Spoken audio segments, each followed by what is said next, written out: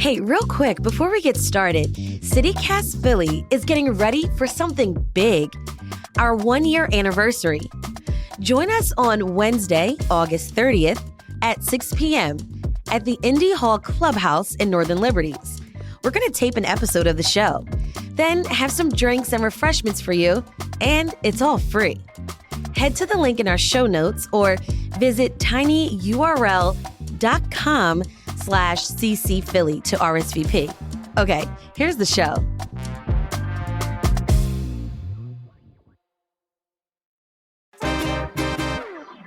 Today on CityCast Philly, Philadelphia police shot and killed 27-year-old Eddie Irizarry in North Philly last week. While his family mourns, the police narrative keeps changing. Today, I'm talking with two reporters about what we know so far, how Eddie died, and how the community is reacting. It's Wednesday, August 23rd. I'm Trenae Nuri, and here's what Philly's talking about.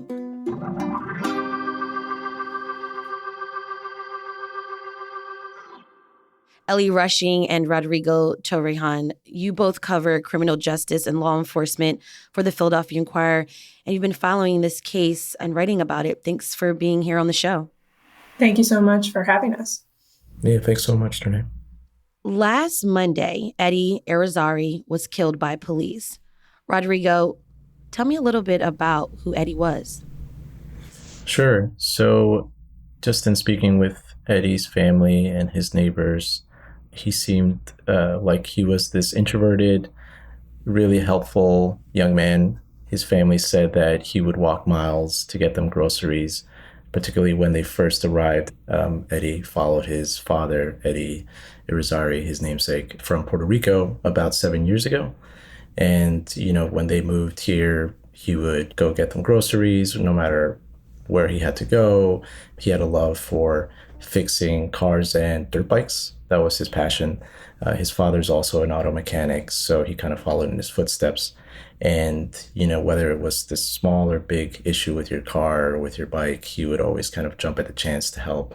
And his family said that he struggled with schizophrenia and bipolar disorder, and he was a family man and a good friend. Okay, Ellie, what was the first story police told about why an officer had shot Eddie? So initially on Monday at the scene, police had said that two officers from the 24th Police District, which includes parts of North Philadelphia, Fair Hill, and Kensington, that these two officers noticed a Toyota Corolla that was, quote, driving erratically near B and Westmoreland streets. They said that the officers attempted to pull the car over for a traffic stop, but it fled. They chased it a few blocks until the car pulled onto the 100 block of East Willard Street. They said that the driver then got out of the car, armed with a knife, and that the officers told him multiple times to drop the knife. But then they said that Irizarry lunged at them with the knife, and so they shot him multiple times, and he later died at the hospital. And all of this happened last Monday in the middle of the day. It was around 12:30? Yeah, it was around 12:30. Now, the official story changed. What happened?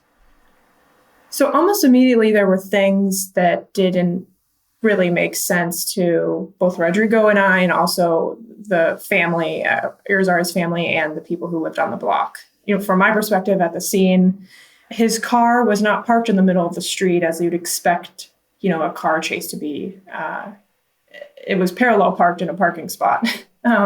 There was a bullet hole through the windshield. And then there was video that emerged from the immediate moments after the shooting that showed the officers pulling Irizarry from his car. So things were not really making sense. We sent a detailed list of questions to the police the next day, questioning that initial account and asking, what's up with these details? Can you explain what happened here? That night, around 8 o'clock, they shared a new story, and one that is wholly different from their original account. Most notably, they now say that Irizarry never fled a traffic stop. He never lunged at officers with a knife. In fact, he never got out of his car. He was shot while still seated in his Toyota Corolla. And so our understanding now is that the police saw him driving erratically. He was weaving in and out of traffic and followed him to this block. They didn't know, if he was fleeing something. They called it in saying, is there anyone who's chasing after this car? Or is there any incident nearby that this car may have been involved in? They followed him to the block. After he parked, they got out of their cars and approached his car, one going on either side, so on the driver's side and the passenger side. The officer on the passenger side of the car then attempted to open the passenger door. It's unclear whether he actually did open the door, but at that point, he then alerted his partner that Irizarry, quote, had a weapon. And almost immediately, the other officer, who we now understand to be Officer Mark Dial, opened fire multiple times. He shot Irizarry at least 6 times, according to his family. And we also know that the windows to Eddie's car rolled up when he was shot. He was shot at least once through the windshield, and then multiple other times through the side driver's door window. Police have said that 2 knives were later observed in the car after. They specifically used the word observed. And the 2 knives included a kitchen-style knife and a folded serrated knife. Okay, so a few days after, Police Commissioner Daniel Outlaw acknowledged the concerns of Eddie's family and the community after the police narrative account changed so much. What did Outlaw say? So my understanding is that when the police watched the body camera footage from the 2 officers, that's when they learned that the account that they had given was very wrong and that it had drastically changed. And so immediately, Police Commissioner Outlaw scheduled a press conference for the next morning. That was Wednesday morning. And she said from the beginning, right, that I understand that there are serious concerns here and that people might not even believe what she was going to then share that morning about what they now believe happened. She talked about how, as a department, sometimes it feels like they take 20 steps forward and then something like this happens and it brings them 50 steps backward. So she acknowledged all those concerns, but also said that there was a lot she still could not share because they had to make sure that the integrity of the investigation was maintained. And so there are still key questions that she declined to answer that morning, including whether Irizarry was holding the knife when he was shot, whether the officers ever ordered him to drop this supposed weapon, and they've declined to detail the length of the interrogation or the interaction before any shots were fired. Have you heard a comment from the officers involved, from their lawyers? What's been the police department's response? The police department and the district attorney's office have declined to talk about the investigation pending the open inquiry. We've reached out to the Fraternal Order of Police, which is the police union, and they've declined to comment and referred their questions to their lawyers, who we have not been able to reach to answer questions.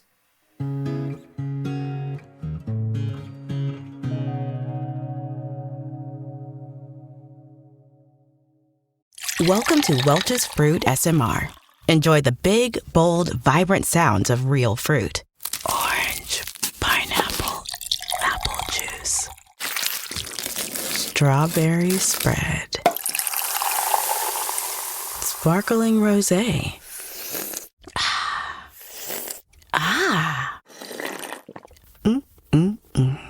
Made with real fruit for a taste as bold as you. Welch's, let's fruit stuff up. Rodrigo, do Eddie's family and neighbors believe what police say has happened? Eddie's family, since the get-go, since he was fatally shot, have questioned, if not outright called what police have said about the death of Eddie a lie, and they continue to be extremely skeptical. They've just told me, we need answers. They have repeatedly said that the police department has made little to no contact with them, including after the Wednesday press conference. The deputy commissioner that was at that press conference told those in attendance the department has contacted the family. And I spoke to the family that day in an interview, and they said that's not true. No one has contacted us.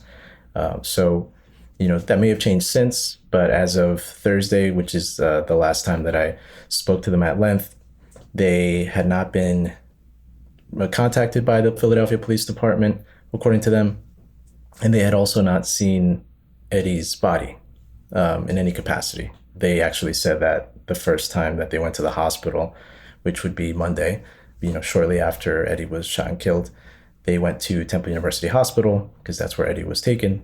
And they said that they were rudely turned away by a police officer at the hospital. It said something to the effect of, "We don't need family here." They weren't given any answers, any sort of alternate contact to go to. And additionally, the family said that the knives that the police account mentioned, I spoke to Eddie's grandfather as well as his father about that just in passing, and they said he uses those as tools. He's an auto mechanic, so a lot of times he needs something to strip wires when he's fixing things, and that he uses those knives to strip wires as part of his job. So again, it's just been lies to them. What does Eddie's family want to happen next? So at I believe it was a Wednesday night balloon release that they did for Eddie, his aunt, Zoraida Garcia, was pretty vocal about wanting the officer that shot her nephew to face criminal charges and to get prison time for killing Eddie. In her mind and in the minds of his family, this was a murder. There was no reason to shoot him. And his family also mentioned that they were told he was shot 6 times. They still don't understand what would necessitate that use of force, that level of force being used on their relative, on Eddie. I want to talk about, other cases that have happened where it's a police-involved shooting recently. And according to Philadelphia Police Department data, officers have shot and killed more than a dozen people in the last 3 years. What usually happens in these types of cases? So the police department launches its own internal investigation within the Internal Affairs Bureau, and then there's an officer-involved shooting unit that conducts an investigation. But the district attorney's office also conducts its own separate investigation. And historically, it's been extremely rare to see police officers face charges for shooting people. But in the last 5-8 years since District Attorney Larry Krasner came into office in 2017, we have seen more officers face charges. So last year, when 12-year-old TJ Siderio was fatally shot by a Philadelphia police officer, that officer did end up facing murder charges. So the district attorney's investigation could take a few months. We may not know for 2 or 3 months or longer whether they end up pressing charges, but it is possible. Now, back in 2020, we saw protests and rioting after police shot and killed Walter Wallace Jr. He was also 27 years old, just like Eddie, and the police account of what happened also changed in that case. But Wallace's death sparked, again, like I said, massive protests. It feels like we're in a really different place, though, now. Has there been a major outcry about Eddie's death?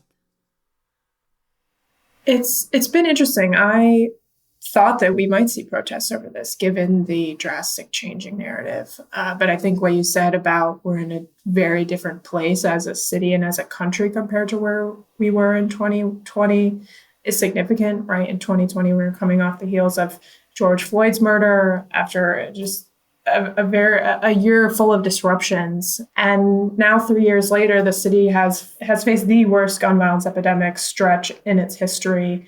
And you see many people saying they want a stronger police presence, feeling a different attitude towards police. I wonder if that has played a role maybe, and just hopefully maybe people are trusting that the justice may be served, that they're hoping and they're putting trust in whatever investigation the police and the district attorney's office conducts. Rodrigo, I wonder, from the block and from his community, if there was anything specific that they had said about protests or anything like that.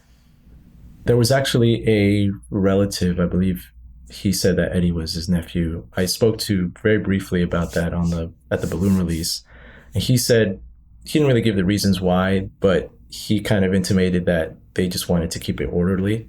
They wanted to, kind of honor Eddie at this balloon release.